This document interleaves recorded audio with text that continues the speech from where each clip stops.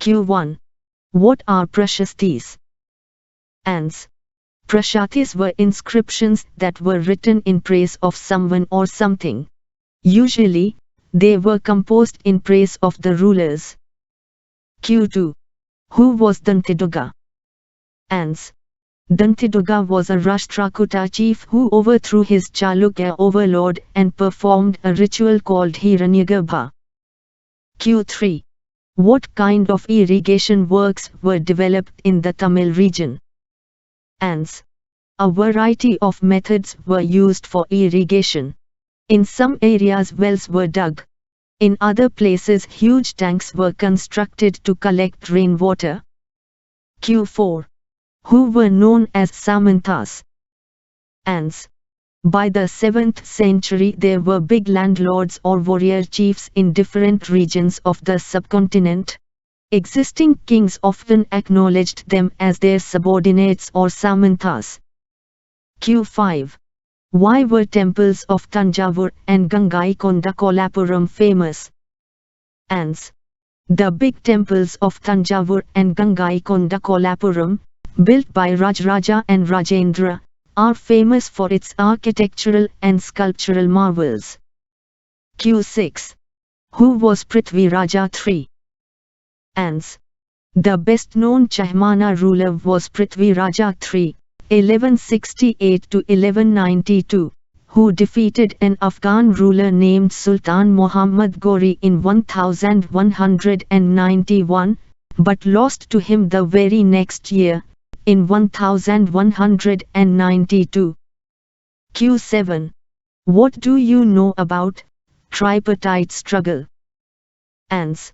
Rulers belonging to the Gurjara Pratihara, Rashtrakuta and Pala dynasties fought for control over Kannauj. Because there were three parties in this long-drawn conflict, historians often describe it as the tripartite struggle. Q8. Who was Vijayalaya? Ans. Vijayalaya belonged to the ancient chiefly family of the Cholas from Urayur. He captured the delta from the Muttaraya in the middle of the 9th century. He built the town of Tanjavur and a temple for goddess Nishumsudini there. Q9.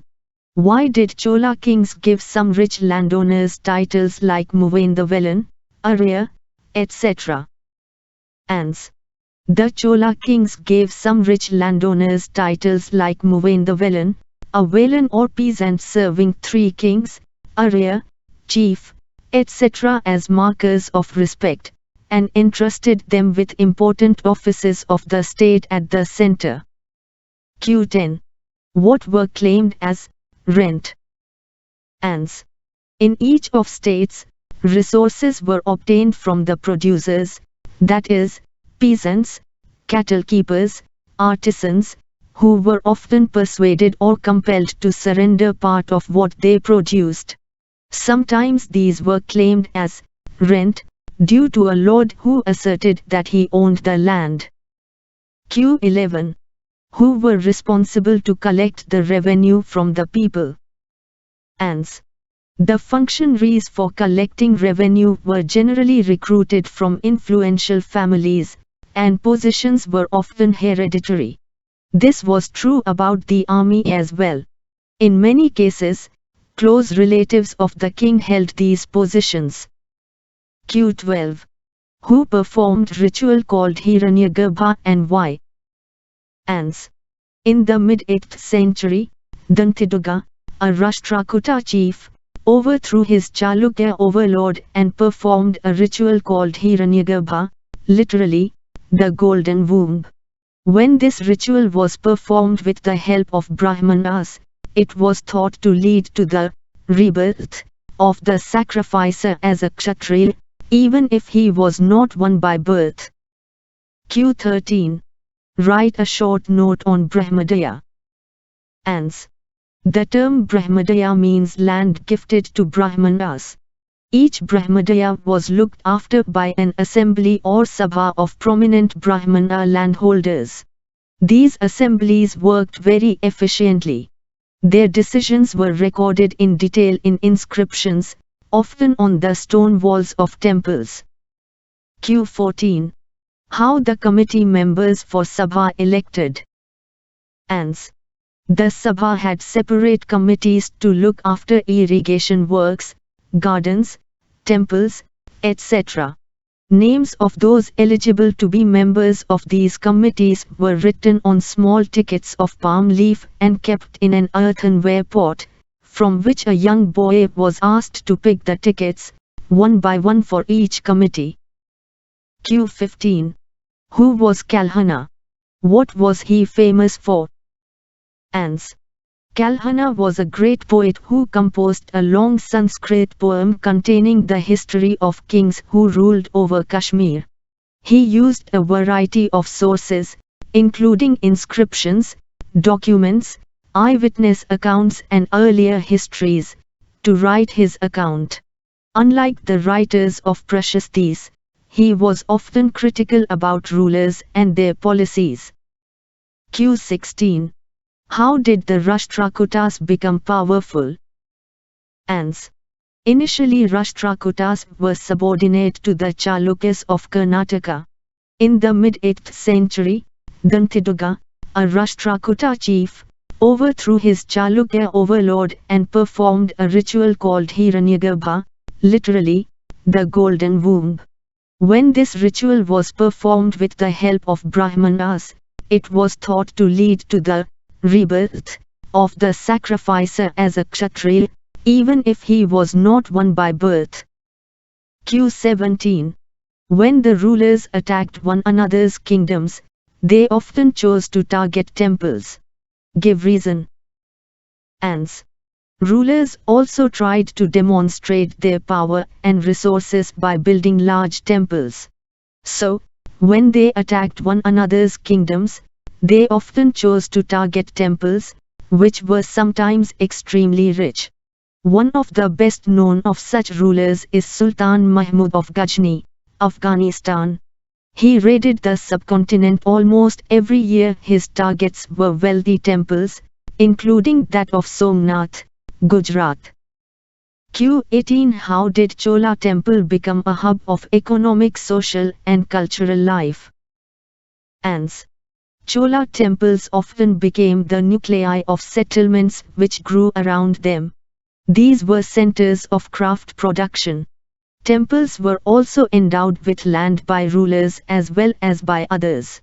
The produce of this land went to maintain all the specialists who worked at the temple and very often lived near it: priests, garland makers, cooks, sweepers, musicians, dancers, etc.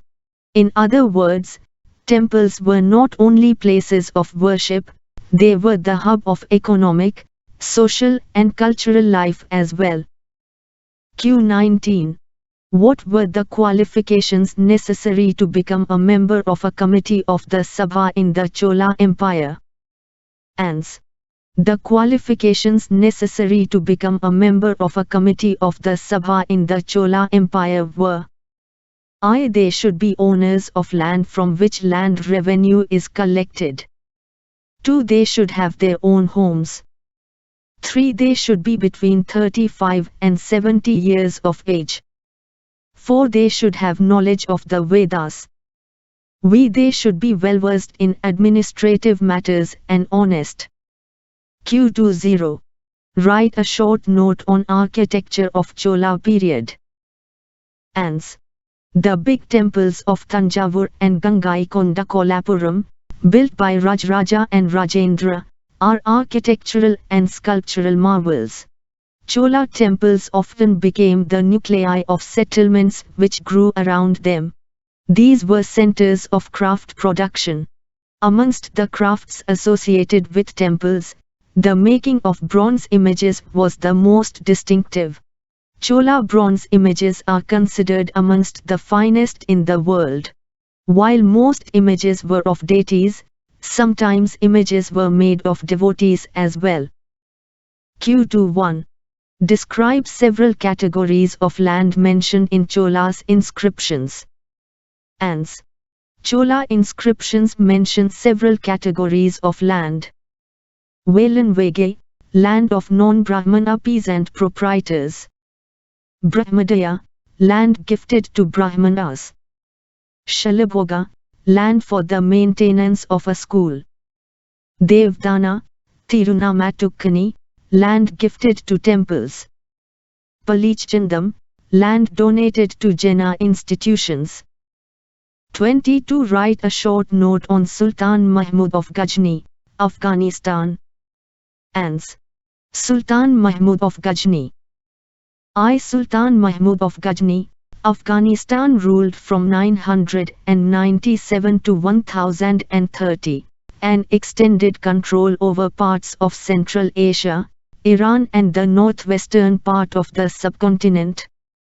2. He raided the subcontinent almost every year. His targets were wealthy temples, including that of Somnath, Gujarat.